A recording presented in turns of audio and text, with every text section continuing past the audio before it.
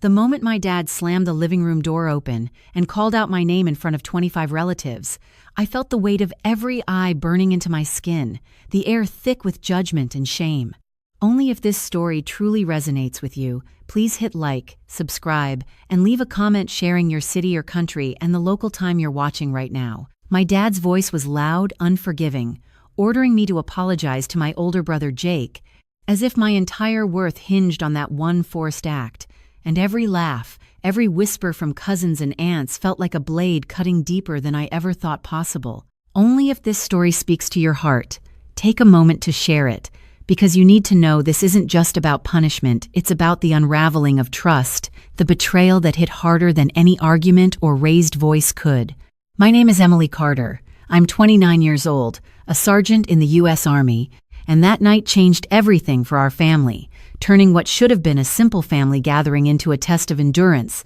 a stage for humiliation, and a battlefield of emotions. Every face I looked at was a mix of expectation and silent judgment. My mother Linda stood frozen by the side, unsure whether to intervene. My stepmother Grace tried to offer a comforting glance to the cousins, but her hesitation only amplified my sense of isolation. The living room, usually warm and inviting,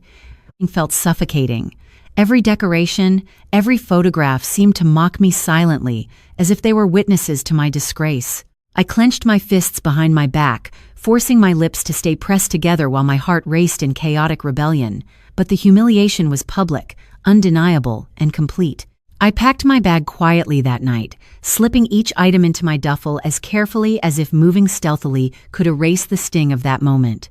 But the knots of fear and anger twisted tighter with every creak of the floorboard under my boots, every cough or clearing of throat from the relatives in the next room. And yet, a strange determination began to build inside me, a cold resolve that whispered I wouldn't let this define me. That night, under the faint glow of the hallway lamp, I promised myself that I would confront the injustice, but not tonight, not until I had the right moment, the right leverage, the truth that could finally shift the scales. Little did I know that by morning, the truth would arrive not in a confrontation, not in my own voice, but through my father's lawyer, Miss Harrison, standing quietly in the doorway, leaning in to whisper words that would unravel the lies and finally expose what had really happened. And so, as I zipped the last compartment of my bag and glanced once more at the living room where the humiliation had been so vividly displayed, I realized this was where it all began, the night that would test my resolve, my relationships,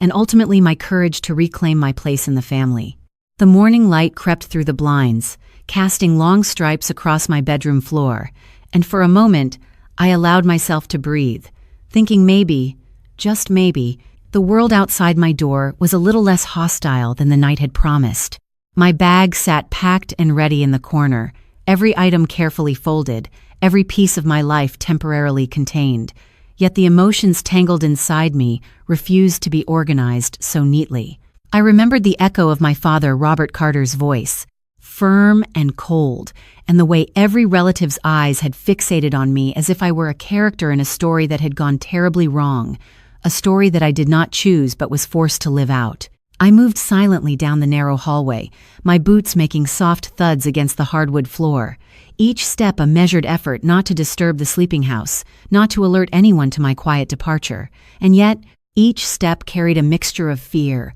and a growing sense of resolve that had started to root itself deep in my chest. My mind raced through the events of the night before, replaying every smirk, every subtle gesture, every whispered comment that had reinforced the humiliation I felt.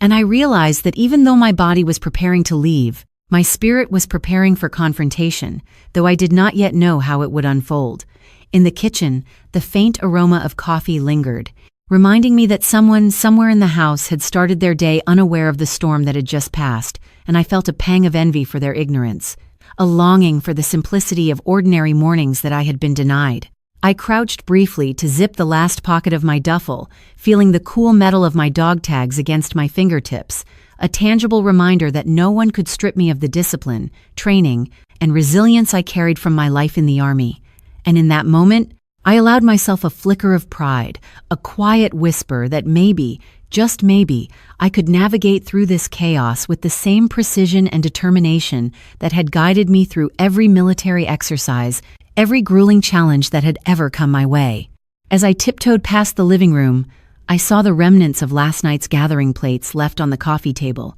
glasses half full, a chair slightly askew, and a wave of frustration rolled over me, knowing that the very room that had hosted my public embarrassment now stood in mute judgment, a silent witness to my pain, yet also a reminder that this was my arena too, that the story did not belong to anyone else but me,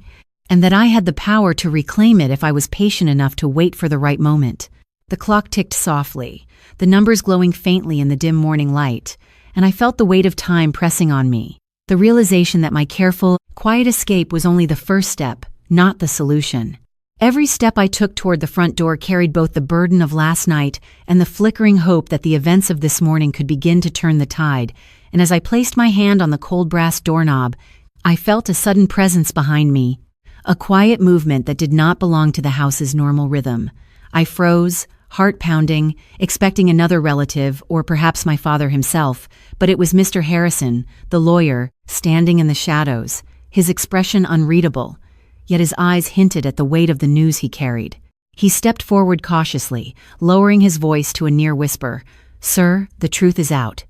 And in that instant, the world seemed to tilt, the humiliation of last night poised on a fragile balance, waiting for revelation to tip the scales. I inhaled sharply, the scent of the morning mingling with the tension that had built through countless whispered judgments, and I realized that this moment was not just a twist in my story, but a pivot point, a chance to expose misunderstandings, secrets, and errors that had been festering beneath polite smiles and silent nods. Mr. Harrison's presence, calm but authoritative, offered both reassurance and the promise of change, a tangible reminder that even in the thickest fog of family judgment, clarity and truth could find their way. I nodded subtly, acknowledging both him and the silent power he brought into our living room, understanding that my path forward would require courage, timing, and the same strategic thinking that had guided me through my military career, and I felt a surge of determination, a quiet fire that I had thought extinguished by last night's public spectacle. The soft hum of the refrigerator, the distant chirp of morning birds, and the faint rustle of leaves outside became the backdrop for a new plan. One where I would not simply be a passive participant in the narrative dictated by others, but an active force shaping the outcome, reclaiming my dignity, and restoring a sense of balance that had been stripped away in the chaos of the previous evening. Each heartbeat echoed my resolve, reminding me that the night's pain had not defeated me, that the embarrassment, the whispered judgments, and the forced apology were but temporary shadows in a longer story where I held the pen.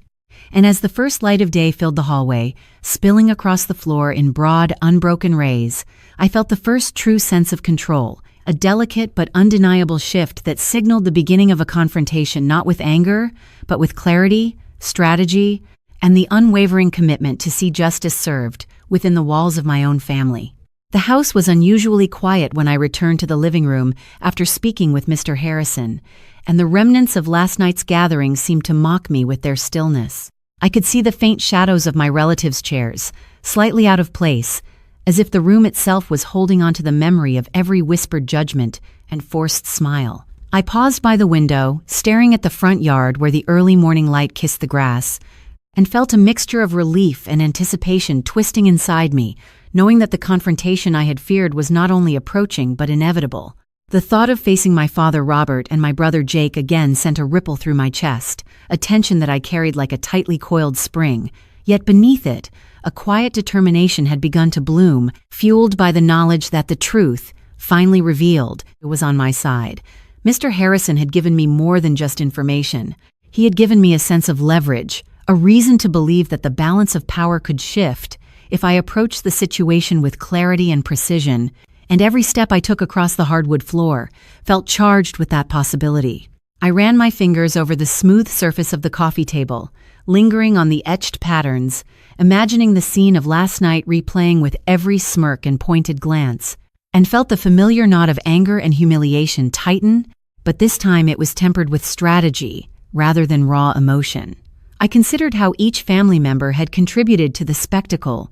the subtle laughter of my cousins, the hesitant glance from my mother, Linda, the barely contained smirks of my stepmother, Grace, and realized that understanding their motives was as crucial as presenting my own side, that the dance of power and family dynamics required both awareness and patience. I moved to the kitchen, where the sunlight caught the edge of a half-empty coffee mug left from the morning, and I allowed myself a quiet sip, feeling the warmth spread and grounding me as I rehearsed, silently, the words I would speak, the tone I would use,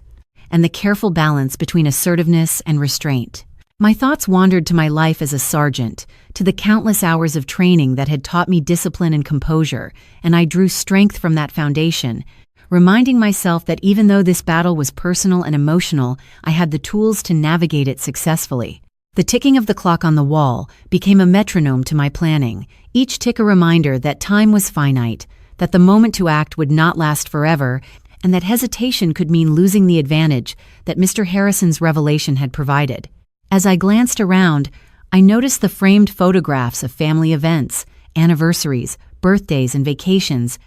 each one now a lens through which I measured the fragility of appearances and the power of truth, realizing that every image had the potential to support or undermine the story that had been crafted without my consent. I rehearsed again the conversation I would have with my father and brother, imagining the sequence of statements, the careful insertion of facts revealed by Mr. Harrison, and the way I could subtly expose misunderstandings and unspoken truths without raising my voice or losing control. My emotions were a tangled web of lingering embarrassment, simmering frustration, and cautious hope, yet through it all, I maintained a steady pulse of resolve, knowing that the culmination of these moments would define not only the next few hours, but the trajectory of my place in this family. I walked toward the staircase, pausing on the bottom step to take a deep breath, letting the cool morning air from the open window wash over me,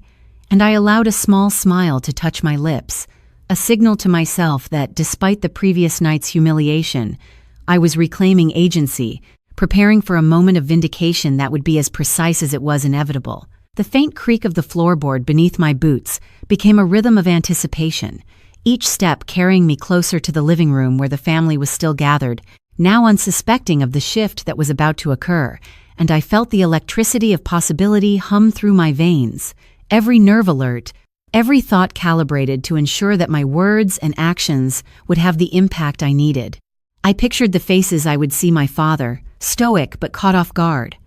my brother, confident yet vulnerable to revelation;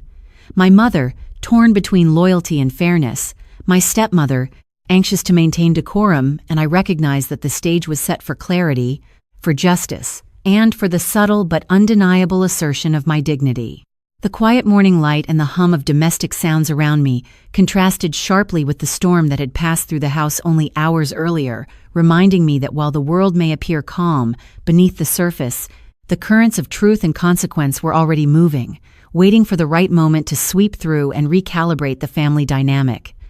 I adjusted my posture, lifted my chin slightly, and allowed my inner voice to anchor me, repeating silently the key points of revelation, the moments of misunderstanding, and the subtle truths that had been hidden, ready to emerge at the perfect time. The door to the living room loomed ahead, a threshold between past humiliation and impending resolution,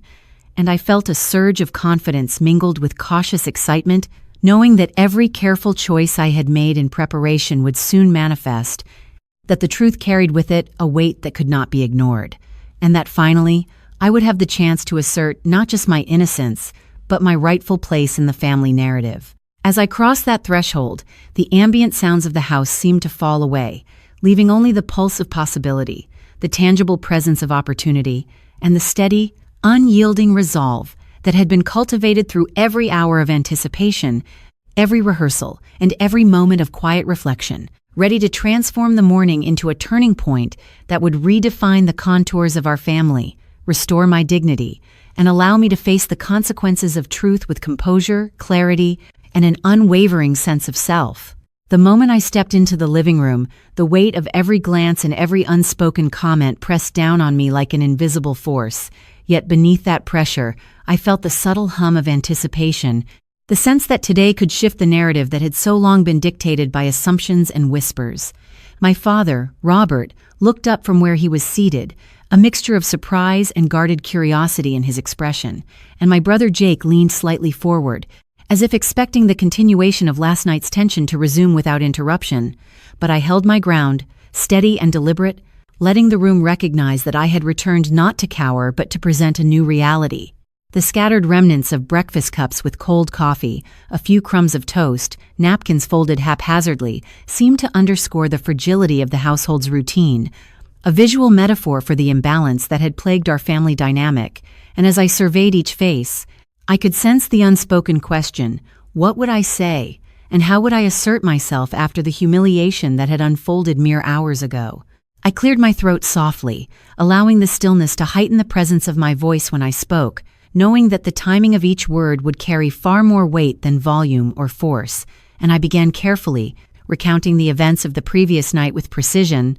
emphasizing the misunderstandings that had led to the public demand for my apology, and framing the sequence of actions in a context that revealed how facts had been distorted, while watching each reaction carefully, noting the subtle shift in expressions as comprehension and surprise began to ripple through the room. My mother Linda's eyes softened with the dawning realization that I had been misrepresented, her posture relaxing, as if the tension she had held within her chest was gradually melting away. And my stepmother Grace, normally composed and measured, betrayed a flicker of acknowledgment that the chain of assumptions and indirect judgments had been broken. I maintained my measured tone, weaving the information provided by Mr. Harrison seamlessly into my account, highlighting both the administrative misunderstandings and the miscommunication between my brother and me, and as I spoke, the subtle power of truth began to uncoil within the room, shifting the balance that had once seemed immovable. Each relative, previously poised as a silent jury, now displayed micro-expressions that betrayed reassessment: eyebrows lifted slightly, lips pressed in contemplation, hands moving subtly as if reaching for the new understanding. And I felt a quiet satisfaction, knowing that my carefully calibrated delivery was beginning to resonate, creating a ripple effect that could not be immediately undone. The moment stretched, elongated by the suspense I allowed to hang in the air, and I could sense the collective realization building incrementally, a slow recognition that the spectacle orchestrated the night before had been based on incomplete information, that the embarrassment and forced apology had been precipitated by errors outside my control,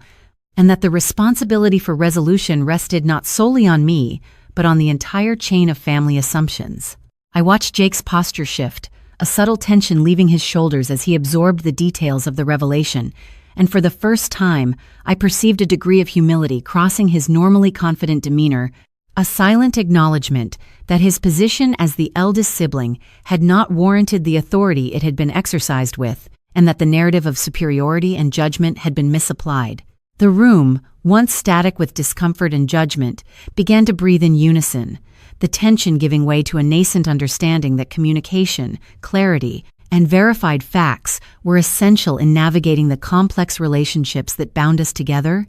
and I felt the satisfaction of witnessing the initial stages of reconciliation take root. I allowed a brief pause, letting each word settle, giving each listener the space to reflect on their own assumptions, and then, gently but firmly, I summarized the evidence and the clarified events, drawing the attention of my father to the discrepancies between his perception and the documented truth, and I could see the subtle shift in his expression as recognition and surprise intermingled, the first real acknowledgement that he too had been influenced by incomplete understanding. The atmosphere, once thick with tension and judgment, transformed gradually into one tinged with relief and cautious optimism, the weight of public humiliation replaced by the lighter gravity of informed awareness, and I felt the power of measured, composed articulation at work, a reminder that dignity and clarity, when combined with truth, could counteract even the most entrenched biases and assumptions. As the room settled, I could sense a new rhythm emerging, one where conversations could proceed with clarity rather than speculation, where relationships could be recalibrated based on fact rather than perception, and where the first steps toward genuine understanding had been taken. The presence of Mr. Cat Avers Harrison, standing unobtrusively nearby, reinforced the legitimacy of the revelations, a quiet reminder that authority and truth can coexist, guiding the outcome without domination, and I felt a subtle but undeniable sense of empowerment, knowing that my preparation, composure, and strategic patience had created an opening for reconciliation, understanding, and the reassertion of my place within the family structure. The air in the living room, once heavy with judgment, now carried a lighter cadence, the murmurs of relatives transforming from subtle critique to tentative acknowledgment, and I allowed myself a deep breath, savoring the subtle victory that came not from confrontation or anger, but from truth, presented with clarity, dignity, and the calm authority of someone determined to reclaim respect without compromising composure. The transition was almost imperceptible, but unmistakable, a slow unspooling of tension into recognition, and as I took another deliberate step forward, I realized that the story that had begun with humiliation was now unfolding into one of empowerment, measured resolution, and the quiet satisfaction of having navigated a family crisis with strategy, patience, and unwavering commitment to truth.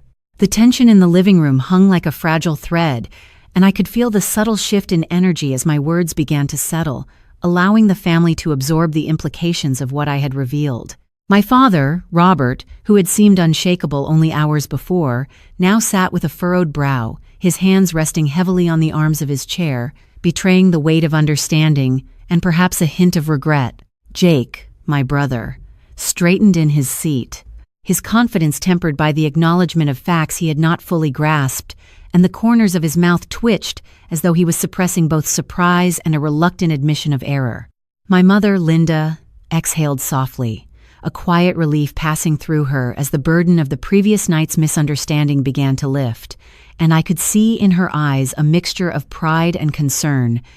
recognizing both my composure and the delicate balance of family dynamics. I took a careful step forward, each movement deliberate, aware that the room was holding its collective breath, that every micro-expression carried meaning, and that the next moments could either solidify the progress I had made or unravel the tenuous control I was beginning to establish. The light from the early morning continued to spill across the hardwood floors, casting long, warm stripes that seemed to illuminate the truth I had laid out with Mr. Harrison's guidance, highlighting the details of miscommunication, misjudgments, and overlooked context that had fueled the humiliation and the forced apology demanded the night before. I spoke again, this time focusing on clarifying the sequence of events, the motivations behind each decision, and the assumptions that had led to a cascade of misinterpretations, ensuring that each point was articulated with calm, precision, and strategic timing. As I detailed the moments leading to my grounding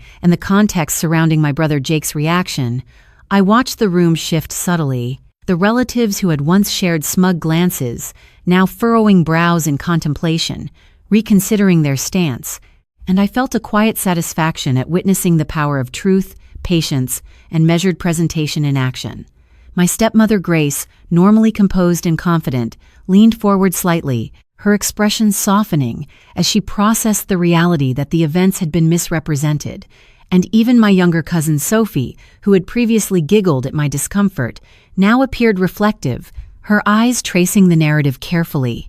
absorbing the factual clarity that countered the assumptions of the previous evening. The hum of the refrigerator, the distant sound of traffic outside, and the faint creak of floorboards under the weight of my presence became the understated soundtrack to this recalibration of perception, each ordinary sound grounding me in the reality that despite the intense emotions of last night,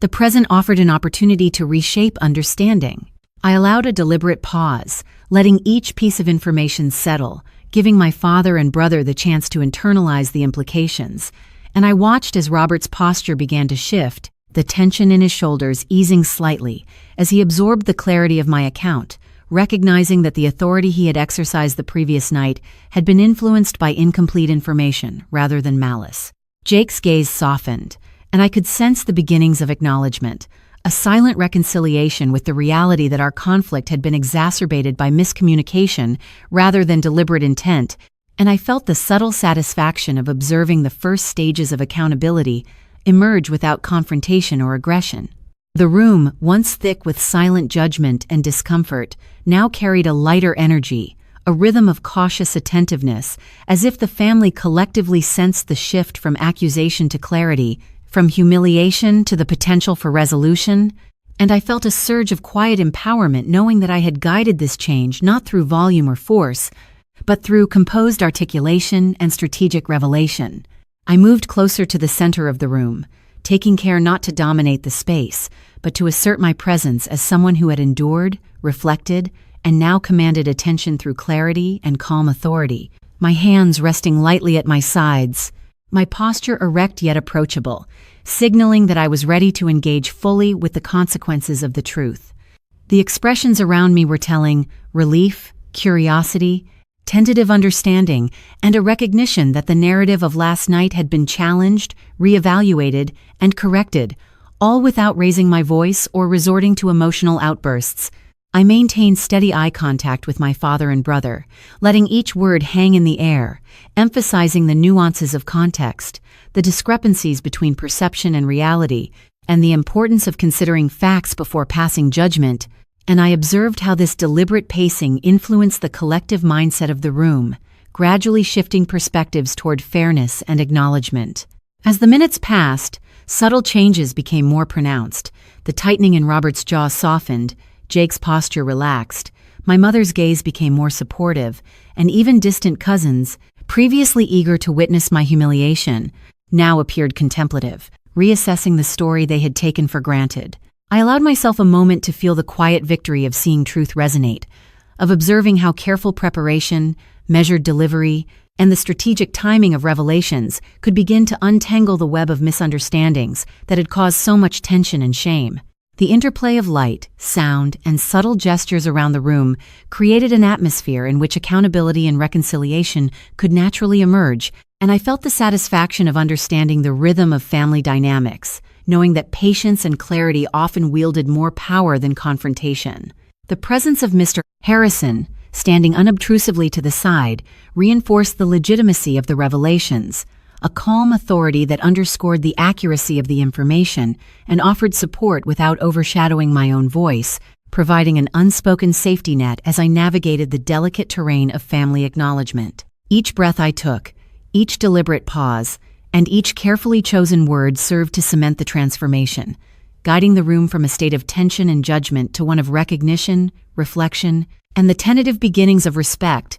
And as I stood there, fully aware of the significance of this moment, I understood that the tide had shifted, that dignity had been reclaimed, and that the foundation for true understanding and reconciliation had been laid, ready to evolve in the moments and conversations that would follow. As the morning stretched on, the subtle shifts in the room continued to ripple outward, creating an atmosphere charged with anticipation and cautious acknowledgment. I could feel the weight of history and expectation pressing gently against my shoulders, a reminder that family dynamics are rarely linear, and that each revelation carries layers of meaning and consequence. My father, Robert, had begun to speak, his voice careful, measured,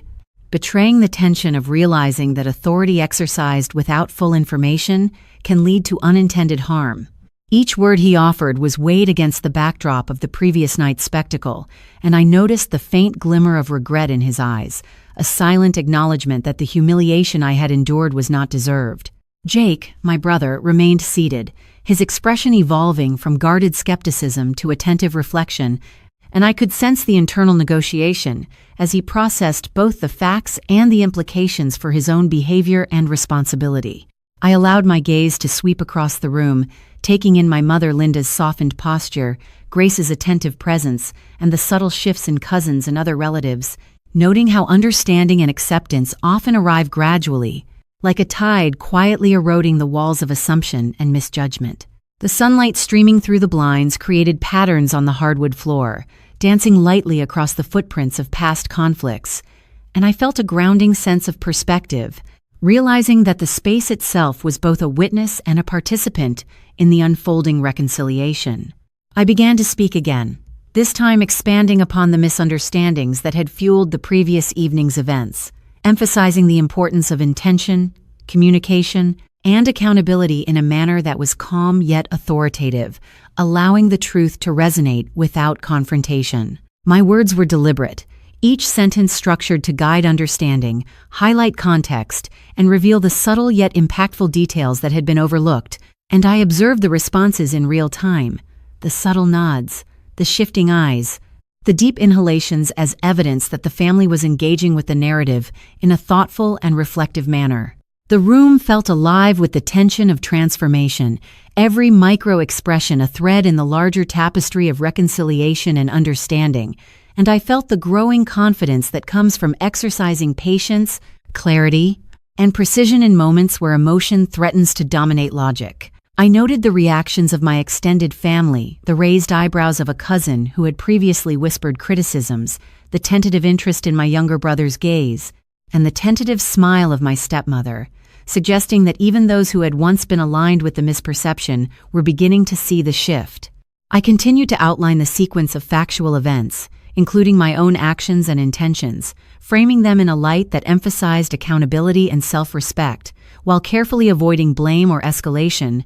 a balance that allowed the family to internalize the truth without feeling cornered or defensive. The cadence of my speech, combined with deliberate pauses, created a rhythm in the room, a breathing space where listeners could absorb, reflect, and recalibrate, and I sensed the quiet power of measured articulation shaping the emotional landscape of the household. The subtle sounds of domestic life, the faint hum of the refrigerator, the distant calls of birds outside, the soft rustle of a curtain in the morning breeze served as a gentle counterpoint to the intensity of the conversation, grounding the moment and reinforcing the calm but deliberate approach I was taking. Each glance, each measured gesture, became part of a silent dialogue that complemented my words, reinforcing my credibility, composure, and the clarity of the narrative, while allowing space for others to respond authentically and without pressure. I felt the tension gradually dissipate, replaced by a tentative sense of relief and emerging respect,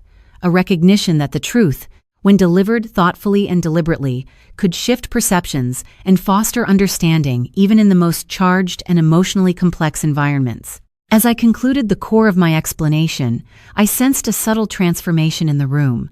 My father's shoulders relaxed, Jake's expression softened, and even the extended relatives, who had been silent witnesses to the drama, now seemed engaged in contemplation rather than judgment, a quiet acknowledgment of the fairness and integrity of the narrative I had presented. The presence of Mr. Harrison continued to provide an unspoken reassurance, a reminder that authority, when combined with truth, can support resolution without dominating or overshadowing personal agency, and I drew confidence from this, understanding that the framework for reconciliation was solidly in place. I could feel my own composure strengthening, a quiet but undeniable assertion of control and dignity that had been built through preparation, reflection, and the careful sequencing of events, and I sensed that the family, too, was beginning to recognize the shift, moving from a dynamic of tension and misperception to one of acknowledgment, reflection, and tentative understanding. The air in the room, once thick with unspoken judgment and embarrassment, now carried a subtle sense of possibility, a lightness that suggested the first steps toward repair and alignment, and I felt a quiet pride in my ability to navigate this complex emotional terrain with clarity, patience, and deliberate intention. As I moved toward the center of the room, maintaining an open yet grounded posture, I allowed the moments of reflection, realization, and acknowledgement to settle fully, giving each family member the space to internalize the shift, and I understood that this delicate balance of honesty, timing, and emotional intelligence was shaping the conditions for true reconciliation, dignity, and the reassertion of mutual respect within our family dynamic. The room had settled into a fragile calm, yet beneath that quiet, the tension lingered like a thread stretching across the space, ready to snap at the slightest provocation. I noticed the subtle exchanges of glances among my relatives, some filled with curiosity, some with lingering doubt, and some with tentative recognition that the narrative had shifted from humiliation to understanding. My father, Robert, cleared his throat and spoke carefully, acknowledging the errors in his previous assumptions while attempting to retain a sense of composure, and I could see in his eyes the flicker of realization that authority wielded without full knowledge can inadvertently harm those it aims to guide. Jake, my brother, remained seated, but his posture had softened, the rigidity of last night replaced by attentiveness and reflection, and I recognized the first signs of genuine engagement with the facts rather than with preconceived judgments. My mother, Linda, sitting quietly to the side, exhaled gently, a silent acknowledgment of relief mingled with pride in how I had handled the delicate situation, and my stepmother, Grace, offered a tentative, supportive nod, signaling that the family's internal balance was beginning to reorient. I allowed the weight of the moment to settle over me, feeling both the relief of validation and the responsibility of guiding the conversation toward genuine resolution, knowing that the careful sequencing of information, the patience in delivery, and the calm assertion of truth were critical to maintaining the delicate equilibrium. I began to speak again, expanding upon the subtle misunderstandings, the context behind the previous night's actions, and the unspoken assumptions that had influenced decisions, each word chosen deliberately to foster clarity, accountability, and reflection without provoking defensiveness or conflict. The room absorbed each detail, the collective body language shifting gradually, as relatives leaned forward, nodded, or opened their expressions to the unfolding clarity, and I felt the quiet satisfaction of witnessing the power of deliberate articulation to reshape perceptions in real time. The light streaming through the window accentuated the contours of the room and highlighted the subtle reactions on faces previously fixed with judgment, and I recognized that the transformation was as much about perception and emotional realignment as it was about factual correction. I noted the micro-expressions of extended cousins, observing how surprise, tentative acknowledgment, and reflection replaced smirks and whispers, a testament to the effectiveness of calm yet strategic delivery. Each pause I allowed between statements served to give the room time to process, reinforcing the weight of each revelation and creating a rhythm that drew attention without demanding reaction, a subtle but powerful tool in shifting the collective mindset. I could sense the building understanding in my father, Robert, as he began to connect the dots between incomplete information and the consequences of his directives, and I noticed Jake's subtle adjustments, shoulders relaxing, eyes softening as he reconciled his role with the clarified events. Even the previously silent and judgmental family members appeared to be reconsidering their stances, and I allowed myself a quiet acknowledgement of the effectiveness of measured truth delivered with composure and clarity. The ordinary sounds of the house, the soft hum of the refrigerator, the distant chirp of morning birds, and the subtle rustle of leaves outside underscored the contrast between normalcy and the charged emotional undercurrents that had dominated the previous evening, providing a calm auditory backdrop to the evolving understanding. I moved subtly through the room, making eye contact with each key figure, letting the gaze communicate confidence and sincerity, reinforcing the weight of my words without verbal insistence, and I noticed how this interplay of presence and speech shifted the dynamics in my favor, fostering both reflection and recognition. The realization that I was reclaiming control over my narrative without aggression or confrontation bolstered my sense of agency, and I felt the satisfaction of having navigated a complex emotional landscape with patience, preparation, and deliberate strategy. Each family member's expression now conveyed subtle but meaningful acknowledgement. My father's eyes showed reflection. Jake's demeanor suggested openness. My mother's gaze expressed relief, and even my stepmother's composure hinted at understanding, all signaling that the shift from judgment to clarity had taken hold. I allowed a deep breath to anchor me, feeling the rhythm of the room and the interplay of acknowledgement, validation, and cautious acceptance, a reminder that reconciliation and empowerment are processes shaped by strategic pacing and measured articulation. The presence of Mr. Harrison continued to provide a silent, yet tangible reassurance, an external authority validating the truth and the sequence of events without imposing dominance, underscoring that clarity and fairness can coexist with personal agency. I felt the quiet power of patience and precision in guiding emotional and perceptual realignment, the kind of power that transforms tension into understanding, humiliation into acknowledgement, and conflict into the opportunity for restored respect and dignity. As I stood in the center of the room, maintaining steady posture and composed demeanor, I recognized the subtle but unmistakable energy shift, the movement from discomfort and misjudgment toward tentative reconciliation, and I allowed myself the sense of accomplishment that comes from having prepared, observed, and acted with deliberate thought and measured calm. The room was no longer dominated by the shadows of last night's embarrassment, but was beginning to breathe with the possibility of restored relationships, clear communication, and mutual respect, a testament to the quiet authority of truth wielded thoughtfully and the patience required to allow it to take root in hearts and minds. The room had transformed from the tense, judgment-laden environment of the previous night into a space that felt cautiously open, charged with a mix of curiosity, reflection, and the tentative stirrings of understanding. I stood near the center, my presence measured and steady, observing how each relative was absorbing the revelations I had carefully laid out, noticing the subtle shifts, the lifting of brows, the slight relaxing of shoulders, the way eyes met mine, with tentative recognition rather than scrutiny. Robert, my father, ran a hand across his face as if wiping away the lingering weight of his earlier assumptions, his voice softening when he spoke, acknowledging that the events had been misrepresented and that my actions had been guided by clarity and principle rather than defiance. Jake, my brother, no longer carried the rigid posture of yesterday. Instead, he leaned forward slightly, absorbing the nuances of the narrative, recognizing his own part in the misunderstanding, and giving me the first genuine acknowledgment of shared understanding. I allowed my gaze to drift to my mother, Linda, whose gentle expression carried both pride and relief, and to Grace, my stepmother, who now seemed more supportive than cautious, a subtle yet significant shift that signaled the family's willingness to engage with truth rather than perception.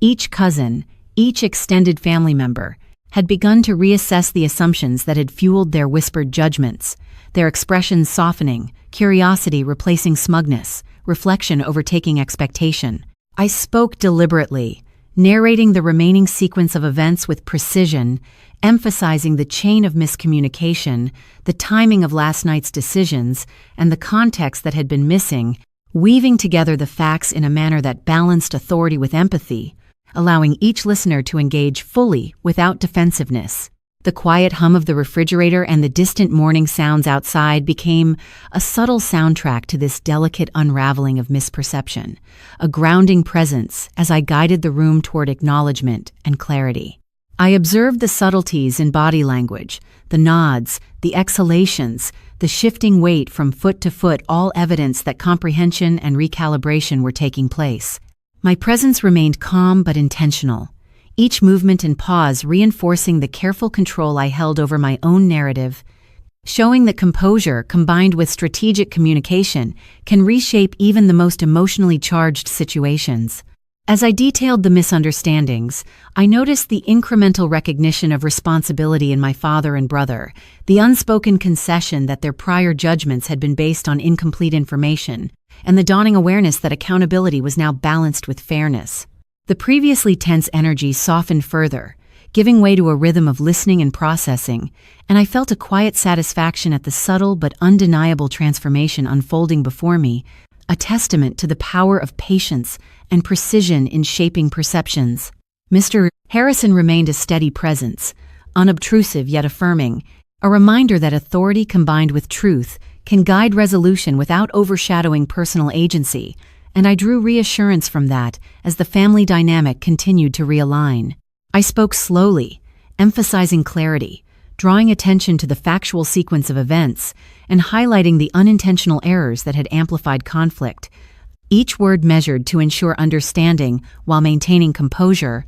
allowing the family to digest the complexity without feeling defensive. The interactions shifted gradually, Robert's tone softened further, Jake's posture relaxed more visibly, my mother's eyes held warmth and pride, and Grace's supportive nod reinforced the newfound openness in the room. The cousins, once amused by my embarrassment, now displayed genuine contemplation, their expressions registering reflection rather than ridicule. I let pauses linger just enough to give the room time to internalize, recognizing that understanding often grows in the spaces between words, and I could feel the tension easing as comprehension and empathy expanded to fill the previously rigid dynamics. Each breath, each glance, and each subtle gesture reinforced the movement toward acknowledgment and reconciliation, as the family began to orient themselves toward fairness, clarity, and measured reflection rather than judgment. The sunlight continued to illuminate the room, highlighting the subtleties in expression and movement, turning the ordinary living space into a stage for transformation, a backdrop where truth, composure, and clarity were asserting themselves naturally. I could feel my own confidence growing, not from triumph or confrontation, but from the deliberate orchestration of facts and the patient cultivation of understanding, a quiet empowerment that radiated through my posture, gaze, and measured voice. The room's atmosphere had shifted, still cautious, yet open, no longer dominated by embarrassment or misperception, but by possibility, reflection, and the tentative beginnings of reconciliation, and I sensed that the path forward, though delicate, was now guided by truth, dignity, and the assurance that careful communication can indeed restore balance and respect in even the most emotionally charged family dynamics. Each person's subtle acknowledgment, the softening of expressions, and the attentiveness to detail spoke volumes, creating a space where understanding and the reestablishment of trust could unfold naturally, and I felt the quiet satisfaction of knowing that patience, strategic clarity, and measured engagement had begun to transform a night of public humiliation into a morning of reflection, empowerment, and renewed connection. The room was filled with a quiet anticipation, the kind that settles in the air when truth has begun to pierce through layers of misunderstanding and misjudgment. I noticed the subtle shifts in body language, the way Robert's shoulders had relaxed slightly, his hands no longer gripping the chair arms as if bracing for confrontation, and Jake's gaze softened, reflecting the dawning awareness that his previous assumptions had contributed to the tension and embarrassment. My mother, Linda, exhaled a soft, relieved breath, her eyes holding both pride and empathy, while Grace, my stepmother, leaned slightly forward,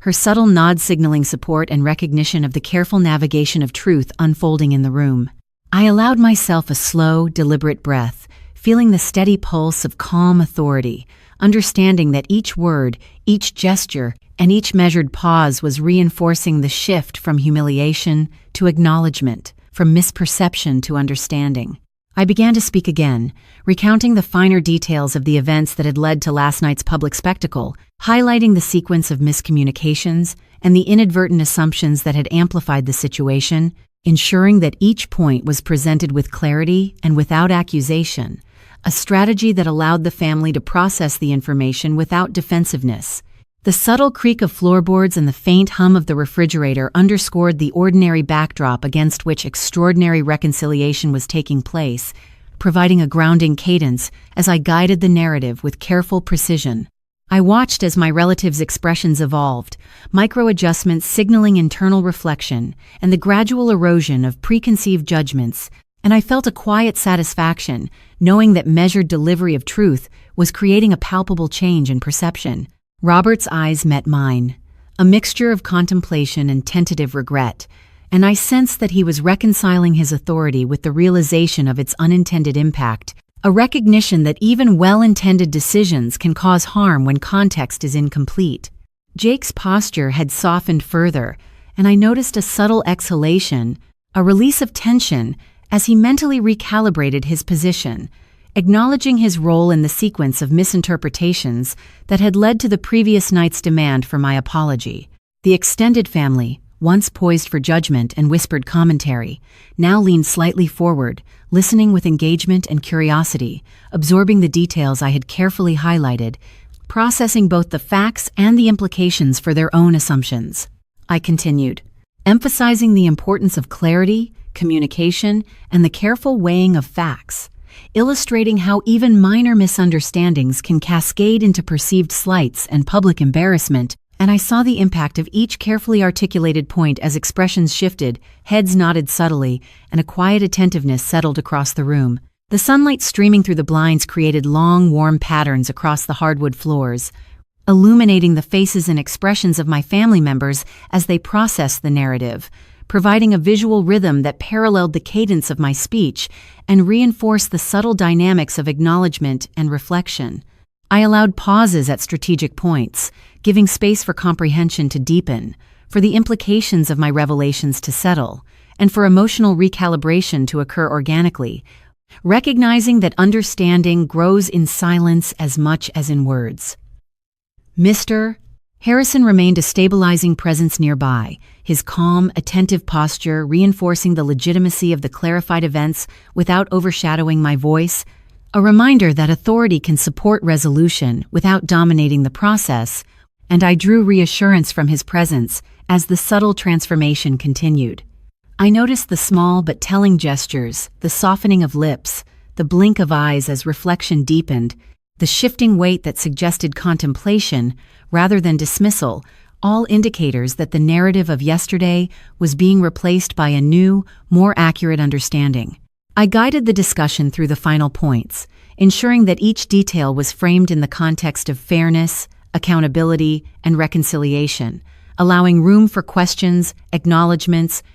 and expressions of understanding, each interaction reinforcing the gradual dismantling of tension and embarrassment. The room began to breathe more evenly, a rhythm emerging as the collective energy shifted from judgment to measured reflection, the quiet power of truth unfolding and reshaping perceptions, and I felt the subtle but undeniable sense of control and empowerment that comes from guiding such transformation with patience and precision. As I concluded the main sequence, I allowed a lingering pause, scanning each face to absorb the signs of acknowledgment, understanding, and tentative resolution, recognizing that the delicate equilibrium of relationships was stabilizing, and that the foundation for future interactions had been strengthened by clarity, composure, and strategic presentation of truth. The living room, once a theater of humiliation and whispered critiques, now held an atmosphere of cautious optimism, reflection, and renewed attention to fairness, a space where relationships could be recalibrated on a basis of understanding, dignity, and informed perspective, and I felt the quiet satisfaction of having guided my family through a transformation from misperception to clarity, from tension to acknowledgement, and from embarrassment to the possibility of renewed trust and respect. The morning had progressed into a soft golden light that filled the living room with warmth,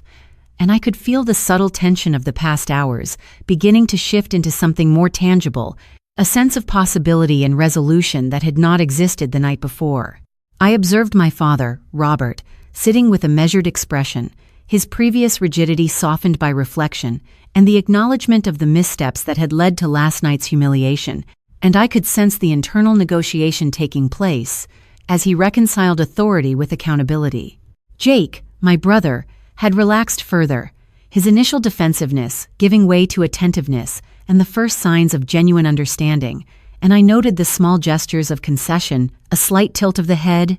a softening of the jaw, subtle movements that indicated recognition without the need for words. My mother, Linda, exhaled with a quiet sense of relief, her expression a combination of pride and concern, while my stepmother Grace offered a supportive nod, signaling the family's emerging willingness to process the revelations I had presented with calm authority. I allowed my presence to anchor the room, standing tall yet approachable, each movement deliberate, each pause measured, giving space for comprehension to deepen and for subtle acknowledgement to take place naturally. I spoke again, guiding the narrative with care, recounting the detailed sequence of miscommunications, the timing and context of actions, and the subtle misunderstandings that had amplified the conflict, framing the information in a manner that emphasized fairness, clarity, and mutual respect. The extended family, previously poised for judgment, now displayed signs of reconsideration. Eyes met mine with curiosity rather than scrutiny, heads tilted slightly as they processed the facts, and the soft exhalations and subtle nods indicated that the room was absorbing the narrative with attention and reflection. I highlighted the nuances of intention and perception, illustrating how even minor misjudgments could cascade into public embarrassment, and I observed the effect of each carefully chosen word as tension softened and the atmosphere shifted from defensive to receptive. The sunlight accentuated the expressions on faces, illuminating the faint traces of surprise, contemplation, and dawning understanding, and I noticed how even the smallest micro-expressions contributed to a collective movement toward acknowledgement. I allowed pauses to linger just enough to give time for reflection, reinforcing the weight of the revelations and creating an environment where comprehension could flourish without pressure. Mr. Harrison remained a quiet presence nearby, lending subtle authority and affirmation to the clarified facts, reinforcing the legitimacy of the information without overshadowing the delivery, and I drew confidence from his composed vigilance as the room continued to absorb the sequence of events. I guided the discussion to address the final threads of misunderstanding, emphasizing the importance of listening, accountability, and communication, while giving space for each relative to process and engage at their own pace, and I watched as the energy shifted, softening and aligning toward reflection and reconciliation. The ordinary sounds of the home, the gentle hum of appliances, the distant bird calls, and the soft rustle of curtains provided a calm backdrop that contrasted with the emotional intensity of the revelations, grounding the conversation and allowing clarity to permeate the space. I observed the subtle interactions, noting the tentative acknowledgment from Robert, the softened attention from Jake, the supportive glances from my mother, and the reflective expressions of the extended family, and I felt the quiet satisfaction of witnessing understanding and recognition emerge, without confrontation or force. I allowed each word, gesture, and pause to reinforce the atmosphere of measured engagement, letting clarity, dignity, and composure guide the dynamic, and I could see the gradual restoration of balance and respect in every subtle movement and expression. The narrative that had begun with humiliation and tension was now evolving into one of acknowledgment, empowerment, and renewed trust, and I felt a growing sense of control and accomplishment, knowing that careful, deliberate communication had created the conditions for both reconciliation and recognition of fairness. Each person's micro-expression, each subtle shift in posture, and the attentiveness of the room confirmed that the transition from misunderstanding to clarity was well underway, and I felt the quiet confidence that comes from seeing truth and composure prevail, restoring balance and dignity in a previously fractured space. The room, once dominated by judgment and discomfort, now carried a tentative warmth, a sense of measured optimism, and the awareness that the path toward resolution, respect, and restored trust had been firmly established, creating an environment where the lessons of miscommunication could be understood and the bonds of family strengthened through clarity, patience, and deliberate guidance. The atmosphere in the living room had settled into a rhythm of cautious attentiveness, each family member now engaged in a quiet, reflective state that contrasted sharply with the tension of last night. I noticed the subtle ways Robert, my father, adjusted his posture, releasing some of the stiffness that had marked his previous demeanor, a physical acknowledgment of the internal processing taking place as he considered the implications of the truths revealed. Jake, my brother, leaned slightly forward in his chair, his expression softened, revealing the first genuine signs of introspection and recognition of the role he had unknowingly played in amplifying misunderstanding, and I felt a quiet satisfaction at witnessing the initial seeds of accountability take root. My mother, Linda, sat with her hands clasped lightly in her lap, her eyes holding a blend of pride, relief, and thoughtful concern, and I caught Grace's subtle nod, a silent gesture indicating support and understanding, signaling that the careful balance of authority and empathy was resonating with the extended family. I took a slow, deliberate breath, letting the room absorb the tension and the clarity simultaneously, aware that my presence, measured speech, and deliberate pacing had created an environment in which comprehension and reflection could flourish. I continued, expanding on the detailed sequence of events, highlighting the cascading effects of miscommunication, and articulating the subtleties of intention and perception that had been overlooked, framing the narrative in a way that emphasized fairness and mutual respect while maintaining calm authority. Each relative responded with micro-expressions, subtle shifts in posture, and attentive glances, indicators that the delivery of truth was slowly reshaping perceptions, softening the residual tension, and allowing space for acknowledgment and thoughtful consideration. The sunlight streaming through the blinds accentuated the contours of the room and the faces within it, illuminating the subtle movements and expressions that conveyed understanding without the need for words, and I allowed the gentle interplay of light and reflection to reinforce the atmosphere of contemplation and tentative reconciliation. I paused at strategic moments, giving time for the room to process the nuanced details and implications of my account, and observed as understanding began to spread like a quiet tide, softening previous judgments and creating openings for empathy and dialogue. Mr. Enta Tenive and Devaxer Entinaim. Harrison remained a composed presence nearby, his silent affirmation reinforcing the legitimacy of the information I shared and providing a sense of security, ensuring that authority supported clarity without overpowering personal agency. The air in the room seemed lighter with each deliberate explanation, the hum of the refrigerator and distant morning sounds outside providing a calm auditory backdrop that contrasted with the emotional intensity and heightened awareness within the space, and I drew strength from the ordinary rhythm that underscored this extraordinary moment of family realignment. I moved deliberately through the room, maintaining an upright but approachable posture, letting my gaze communicate both confidence and attentiveness, and noted the subtle reciprocal engagement in the expressions of my father, brother, and other relatives, a silent acknowledgment that truth and patience were guiding the shift. I allowed myself a moment to reflect on the power of controlled narrative and measured delivery, understanding that composure and strategic articulation could transform a scene of public humiliation into an environment of reflection, acknowledgment, and emerging respect. I emphasized clarity and fairness, walking through the last threads of misperception, and observed how the family absorbed each detail, adjusting their own understanding incrementally while maintaining the dignity of the space and the process. The rhythm of comprehension became apparent in subtle ways, heads tilting, slight exhalations, eyes meeting mine with recognition, hands relaxing from previously tense positions, and I recognized the growing momentum of acknowledgment and recalibration that was unfolding naturally. The room, once tense with judgment and discomfort, now carried an energy of tentative optimism, thoughtful engagement, and reflective consideration, signaling that the transition from embarrassment and misperception to understanding and measured acknowledgment was firmly underway.